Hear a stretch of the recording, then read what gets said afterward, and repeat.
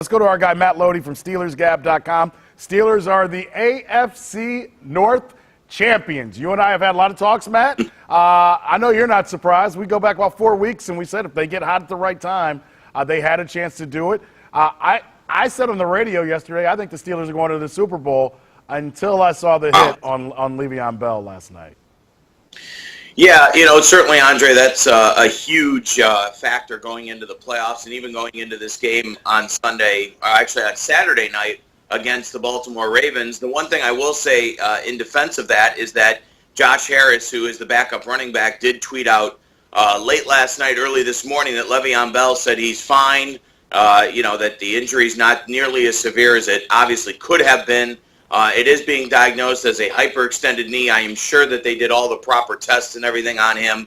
And if you know Le'Veon Bell, he's a tough kid. He's going to do whatever he can to get on the field Saturday night, and I have a feeling that we will see him Saturday night as the Steelers get ready to host the Ravens. And I guess what's round 3, and it's the rubber match because these two teams did meet twice, obviously, in the regular season, and both teams won their games by 20 points. The Ravens early in the year, 26-6. The Steelers second time around, 42-22. I have a feeling that this one's not going to be quite that type of game come Saturday night. No, probably not. The only reason I thought the Steelers could make it to the Super Bowl, I think offensively they're clicking unlike any other team in the AFC right now. I don't think they're intimidated to go to New England. I don't think they're intimidated to go to Denver. And I think when you have that number 10 on the other side of what Antonio Brown is doing, and if Bell's healthy, I just feel like they can score against anyone, and the defense is playing a little bit better. I don't even know who 41 is, but he looked like a Steeler last night.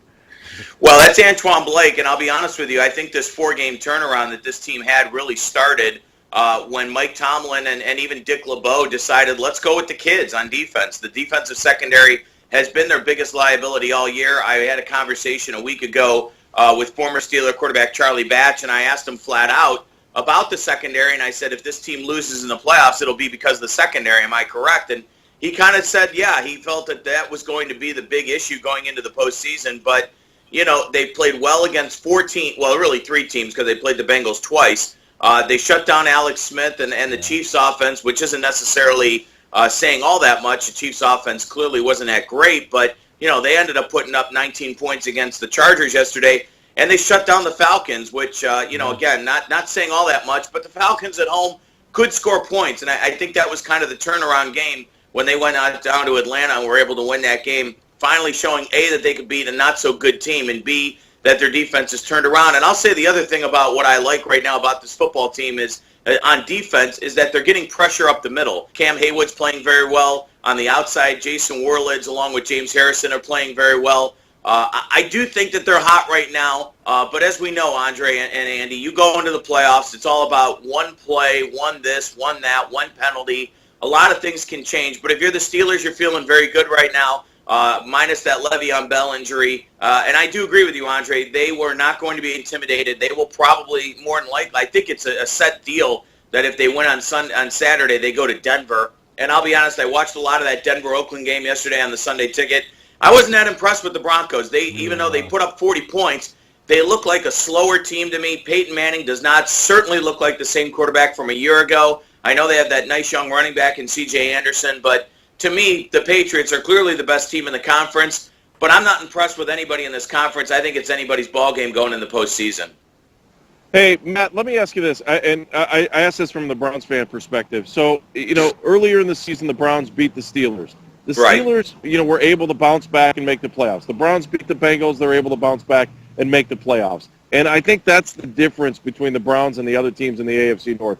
One, not only do the Steelers and Bengals know how to finish off a game, they know how to finish off the season.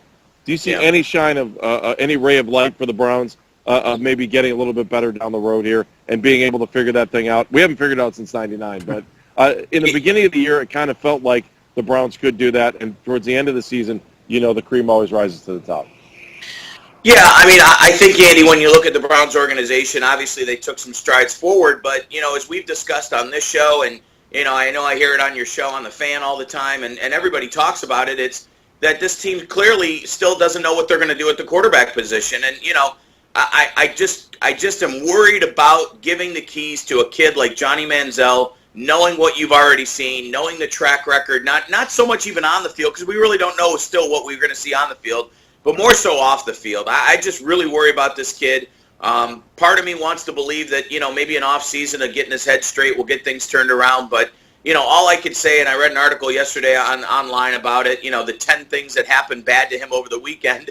And the one thing that concerns me is the kid comes out on Wednesday and says, I'm going to take this job more seriously and focus more. And then he throws a party and gets fined on Saturday. That really concerns me. It's got to concern Mike Pettin and the Browns, and it's got to concern Jimmy Haslam because, it looks to me, and I don't know if you guys will agree or disagree, but just it looks to me like they're going to give the keys to the quarterback position to this kid, at least as we sit here today on December 29th.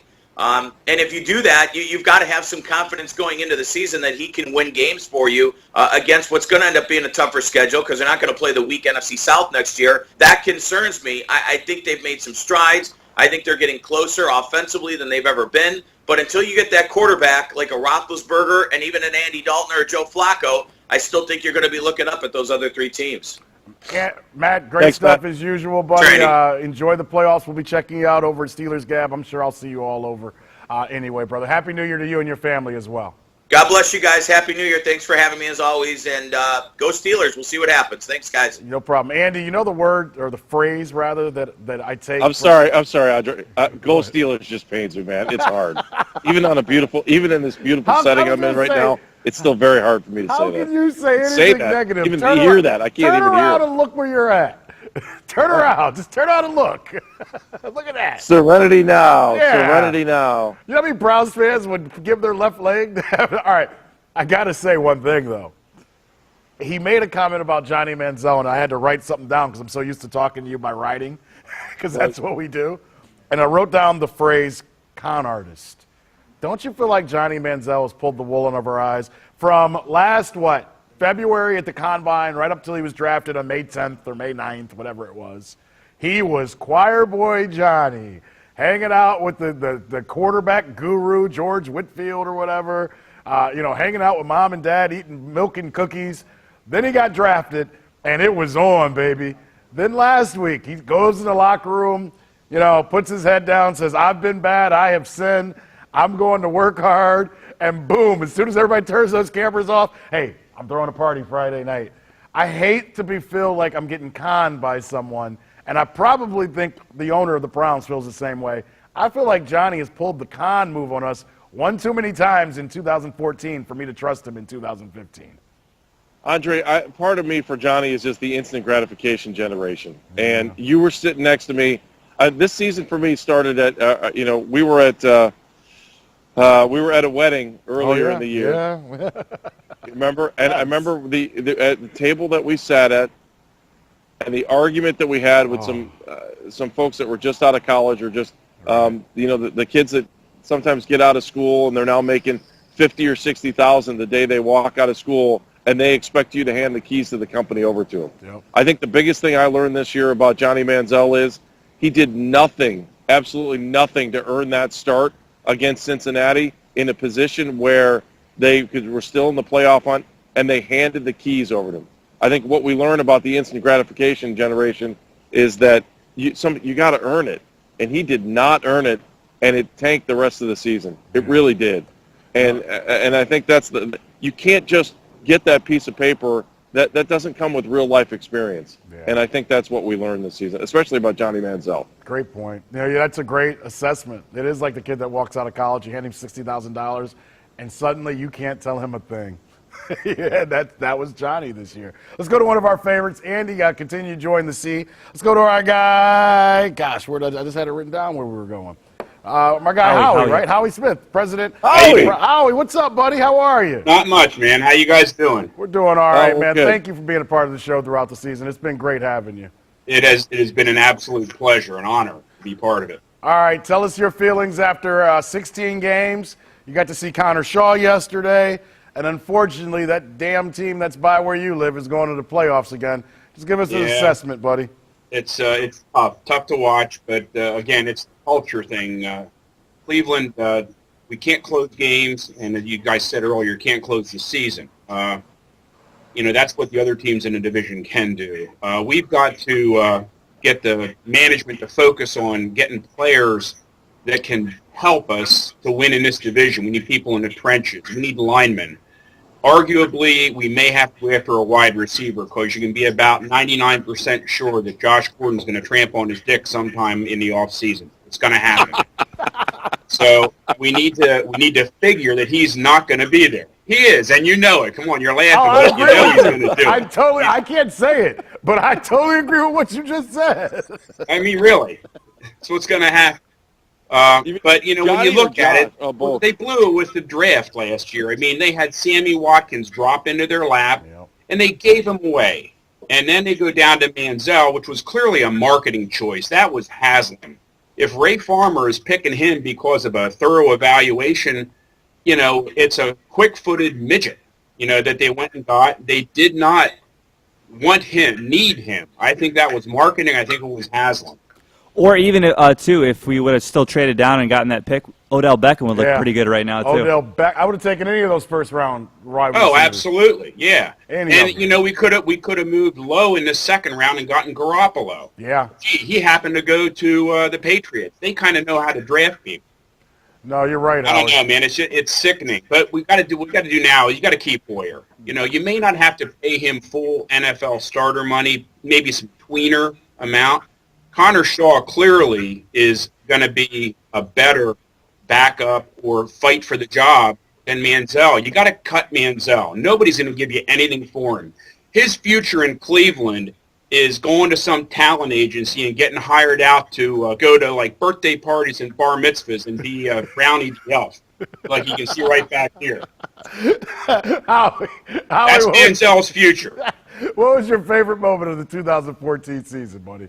Well, it was not actually a game moment. I got to talk to Brian Hoyer's mom in a parking lot down at the Jackson game. Oh, that was sweet. That was great. And, of course, the big win, you know, over the Steelers, the Bengals, they were huge. But I'd like to, and actually seeing Connor Shaw play, that was it. That was important to me because I think the kid can play. I mean, he didn't win a Heisman, as somebody said earlier. He played for Heisman Trophy winner, was tutored by Spurrier. Right. You could do much worse. No doubt. Howie, we appreciate you, man. Happy New Year, Howie. all that good stuff. We'll talk to you soon, I'm sure. Take care. I'm looking forward to next season. So are we. Take care, Howie. Howie, always fun to talk to. With maybe I don't know where Tubby Dog has been the last 2 weeks, Andy, but I think our guy Howie just took the cake when it comes to comments on Dogs on the Run. Let me just say this, though. I mean, anybody that thinks they're going to cut Johnny Manziel, I can see trading him or trying to get something for him.